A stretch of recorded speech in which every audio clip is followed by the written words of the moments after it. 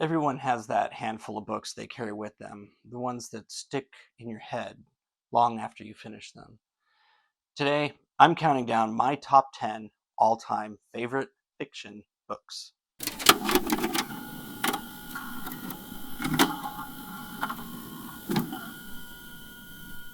These aren't necessarily the most famous or the ones critics say you should love.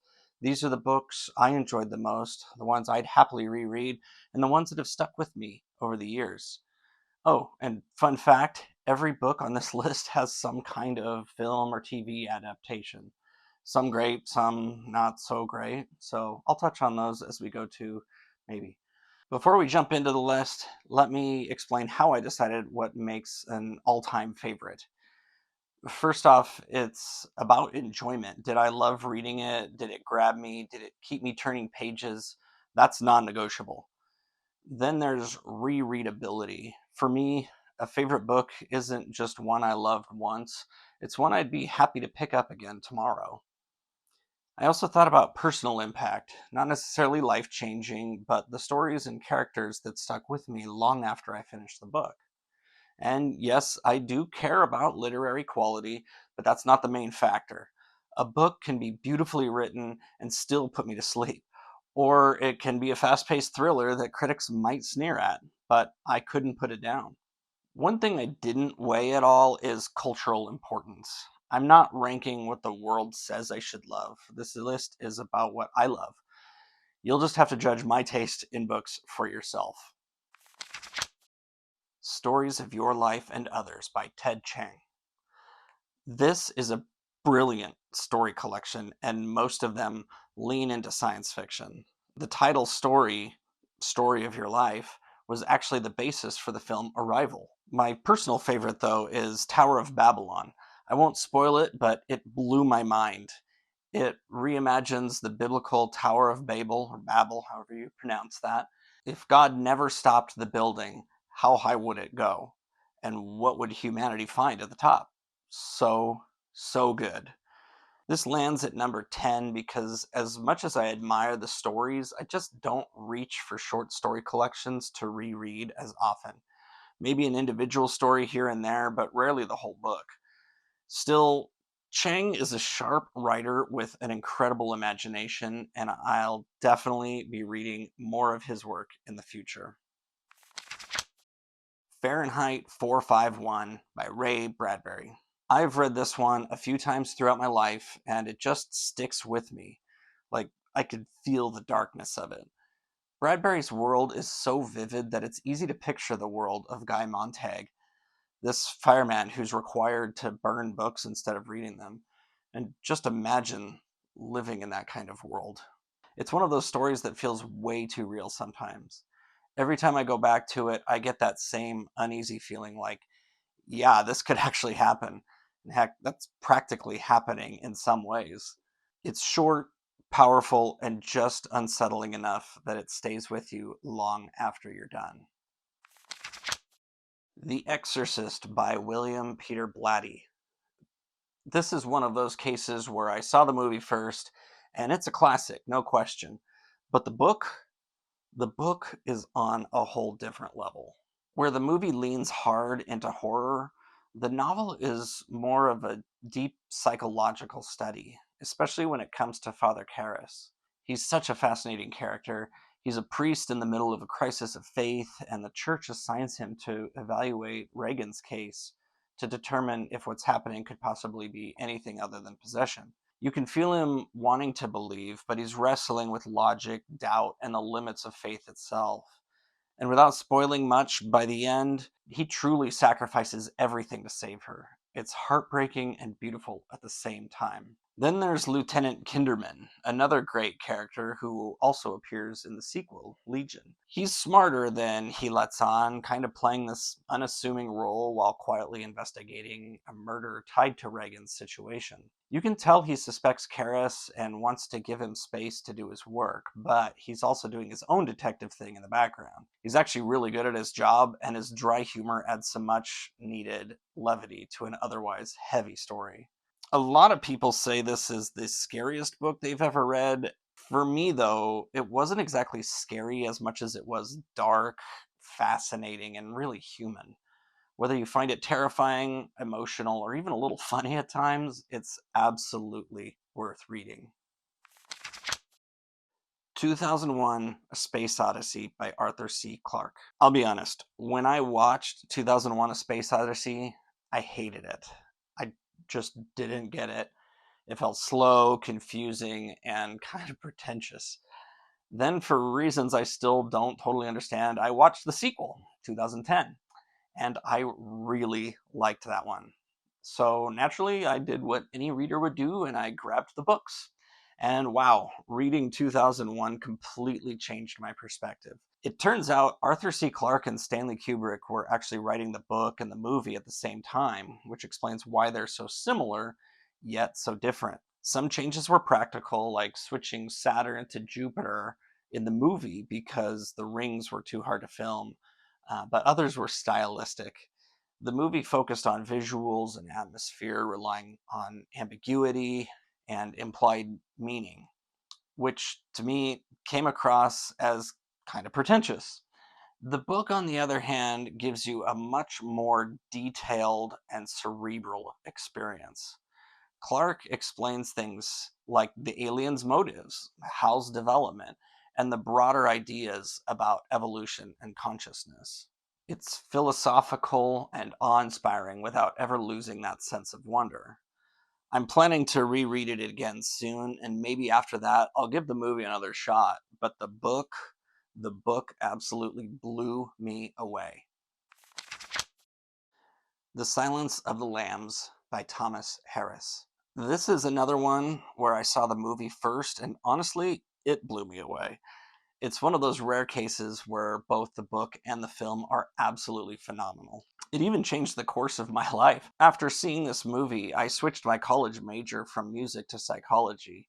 I wanted to understand the human mind, what makes people tick, what drives someone to cross moral lines. And yes, I'll admit, I wanted to join the FBI and hunt down serial killers. That's how much this story grabbed me. The book itself follows Clarice Starling, an FBI trainee who's tasked with interviewing the imprisoned Dr. Hannibal Lecter to help track down a serial killer known as Buffalo Bill. But the real magic of the story isn't the case, it's the connection between Starling and Lecter. Their conversations are so sharp and unnerving, filled with both danger and respect. It's psychological chess at its finest. It's actually similar in a lot of ways to Red Dragon, the first Hannibal Lecter novel, but I prefer The Silence of the Lambs. The follow-up, Hannibal, is one I've really enjoyed, but I'll be honest, I'm not a fan of what Harris did with Starling and her relationship with Lecter in that book. And while Hannibal Rising is a bit of a hot mess, I still like it because I'm fascinated by Lecter as a character. So Red Dragon may have introduced us to him, but The Silence of the Lambs is where Hannibal Lecter truly shines. Misery by Stephen King. This was the book that officially hooked me on Stephen King. I'd read a few of his others before this one, but Misery was the one that made me finally go, okay, yeah, I get it now. The tension in this story is unreal. King takes what should have been such a small, simple setup, a writer, a car crash, and an obsessed fan, and manages to build this suffocating, page-turning story of survival. Almost the entire book takes place in just one room, but it never feels small, but it does feel claustrophobic. Annie Wilkes is one of the most terrifying and complex villains in fiction. She's not a monster in the supernatural sense. She's something scarier. Like, she's a human being who's just completely unhinged. And the dynamic between her and Paul Sheldon is so well written. You can practically feel Paul's dread and desperation. I think this one lands so high on my list because of how completely King pulls me into the story. It's intense, it's uncomfortable, and yet it's impossible to look away. Basically, it's one of those books that reminds you how good a writer King really is when he's at the top of his game. Lonesome Dove by Larry McMurtry. Look at that. I probably wouldn't have picked this one up on my own if it hadn't been for about 1,000 booktubers recommending it, so I'm glad they did. Lonesome Dove completely lived up to the hype. Larry McMurtry's prose is incredible. It's vivid, grounded, and full of heart. You can almost feel the dust and the heat of the trail, hear the creak of the saddles, smell the campfire smoke. His writing is so immersive that it feels like you're traveling alongside Gus and Call the whole way. The characters are what really make it, though. Gus is charming, wise, funny. Call is stoic and duty bound. Their friendship and how differently they see the world gives the book so much emotional weight. And I'll admit, Lorena was not my favorite character, but she still adds a lot to the story. This book has everything. I mean, look at it. It's got adventure, humor, heartbreak, and quiet reflection. It's long, but it never drags. I haven't read the other books in the series yet, but I absolutely plan to. And at some point, I've got to watch the miniseries with Robert Duvall and Tommy Lee Jones. Everyone says it's fantastic, and I really can't imagine anybody else playing these characters. A Time to Kill by John Grisham. This one still hits me every time I read it. I saw the movie first, but the book goes deeper and it wrecks me in the best possible way. It follows Jake Brigance, a small town lawyer in Mississippi who ends up defending Carl Lee Haley after Carl Lee takes the law into his own hands after a horrific attack on his daughter. From page one, you know this isn't going to be comfortable reading. It's raw, it's ugly, it forces you to look at how ugly people can be. The courtroom scenes are cinematic, full of pacing and tension. Grisham knows how to keep you on the edge of your seat. Witness after witness, strategy after strategy, and that terrible feeling of watching a system strain under moral pressure. It reads like a legal thriller, but it's also a moral gut punch. And look, I'll be honest about the hard part. Did those white men deserve to die? Yeah, maybe they did. I'm not saying it's right, but I get it. The rage that bubbles up when you read what they did, it's visceral. You can feel Carl Lee's fury, and honestly, I was right there with him. There's a part of me that wanted revenge too. Even now, just thinking about it makes my blood boil. And that's what this book does. It drags you into that anger and makes you sit with it. It forces you to wrestle with questions that don't have easy answers, and it doesn't let you look away. Grisham walks a tightrope here. The racism in the book is brutal and in your face. Sometimes it feels over the top, and sometimes it feels like the painful truth. But the humanity of the characters keeps it from being just a spectacle. Jake's moral struggles are believable, and Carl Lee's choices are devastatingly understandable. Bottom line, it stays with you. It's one of the few books I've reread multiple times and plan to read again. The story is powerful, messy, and honest, and it doesn't let you walk away feeling uncomfortable. And that's why it's on my list. Contact by Carl Sagan. This one just feels special. I saw the movie first, which I really liked, but when I finally read the book, it completely blew me away. Carl Sagan managed to create something that's not just great science fiction, but a deeply human story about faith, science, and our place in the universe. The setup is simple, but profound.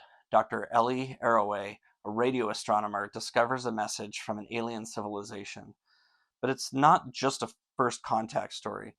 It's a book about listening to the stars, to each other, and even to ourselves. What Sagan does so well is balance the science with emotion.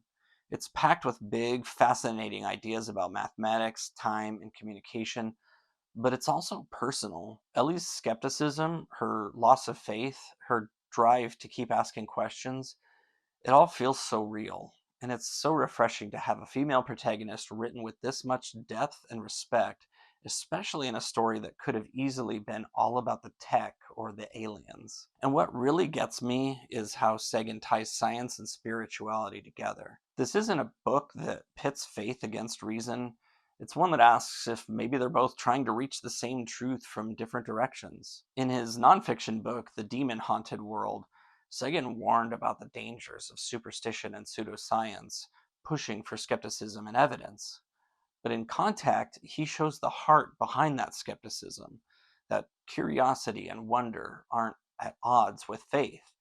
They're what make us human. There's the undercurrent of hope running through it all, not blind optimism, but hope that we matter, that maybe someone or something out there is listening too. And every time I think about this book, I feel that mix of awe and comfort.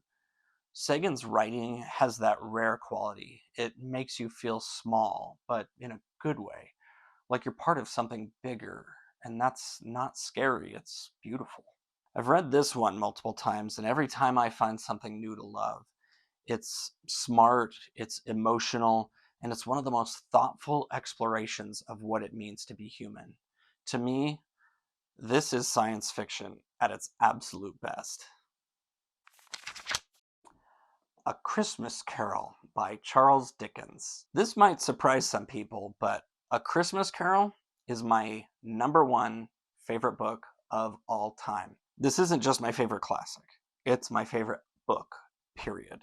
I read it every single year, and somehow it never loses its magic. When I first read it, I loved it for the ghosts, the spooky atmosphere, the otherworldly visits. But as I've gotten older, it's the redemption, the compassion, and the message that it's never too late to change that really sticks with me. What amazes me is how timeless it still feels. Dickens wrote this in the 1840s, but every theme, greed, loneliness, generosity, empathy, still fits perfectly today. It's beautifully written, short, but packed with heart, and it always leaves me feeling hopeful. And honestly, I think that's why it endures. It's not just a Christmas story, it's about being human, about kindness, about how we choose to treat each other. I'll admit, I'm also a sucker for the adaptations. From Scrooged to Patrick Stewart to The Muppet Christmas Carol, I love seeing how each one puts its own spin on the story. But no matter how many versions I watch, none of them will hit quite like the original text. If there's one book I could hand to every person and know it would mean something, it's this one. It's cozy, haunting, and hopeful all at once. If you've somehow never read it, give it a try. It's a quick read, and I think you'll be surprised at how relevant and moving it still feels. And that's my top 10 favorite books of all time, at least for now.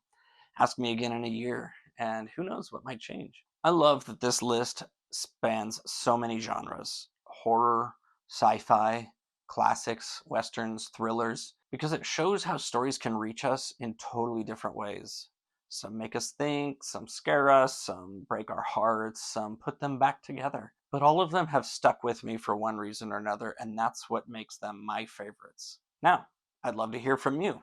What are your all-time favorite books? Are any of mine on your list? Let me know in the comments. I want to hear your picks and maybe find a few new reads for myself. Thanks so much for watching, and if you enjoyed this video, don't forget to like, subscribe, and share it with a fellow book lover. Until next time, happy reading.